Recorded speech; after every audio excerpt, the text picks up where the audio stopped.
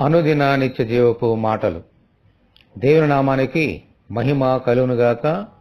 దేవుని వాక్యాన్ని చదువుకుందాము. దేవా, నాయందు శుద్ధ హృదయము కలుగుజేయము, నా అంతరంగములో స్థిరమైన మనస్సును నూతనముగా పుట్టించము. కీర్తనల గ్రంథము 51వ అధ్యాయము 10వ వచనం. దావీదు దేవునికి వ్యతిరేకముగా పాపం చేశాడు. ఈ విషయము తెలిసిన తరువాత విరిగి నలిగిన మనసుతో దేవునికి ప్రార్థన చేశాడు. పాపము చేయనివాడు ఈ లోకములో ఎవడును లేడు.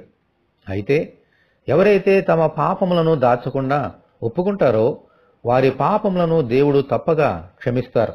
హల్లెలూయా. అప్పుడే మానవుని హృదయము శుద్ధిగా ఉంటుంది. శుద్ధ హృదయంలో పశ్చాత్తాపం ఉంటుంది. చేసిన పాపాన్ని తిరిగి చేయకుండా ఉండాలంటే స్థిరమైన మనస్సు కావాలి. దేవుని యందు మన మనస్సు స్థిరంగా ఉంటే తిరిగి పాపము చేయలేం. అందుకే శుద్ధ హృదయమును, స్థిరమైన మనస్సును నూతనముగా పుట్టించమని దావీదు ప్రార్థన చేస్తున్నాడు. మన పాపములను క్షమించి శుద్ధ హృదయమును కలుగజేసి తిరిగి ఆ పాపము చేయకుండానట్లు స్థిరమైన మనస్సును నూతనముగా పుట్టించమని మనమందరము ప్రార్థన చేసుకుందాము. ప్రభువా, మీ కొందనాలు తండ్రి. ఈ లోకములో పాపము చేయని వారు ఒక్కరును లేరు ప్రభువా. దావీదు పశ్చాత్తాపముతో ఎలాగూ ప్రార్థన చేశాడో మేము కూడా అలాగూ ప్రార్థన చేస్తున్నాము తండ్రి. మాలో స్థిరమైన మనస్సును నూతనముగా పుట్టించండి, శుద్ధమైన హృదయమును కలుగజేయండి.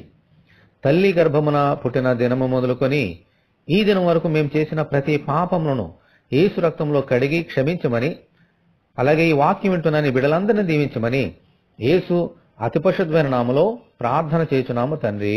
ఆమేన్. దేవుని కృప మనకందరికీ తోడే ఉండి నడిపించునుగాక. ఆమేన్. పరిశుద్ధ దేవుని మందిరం.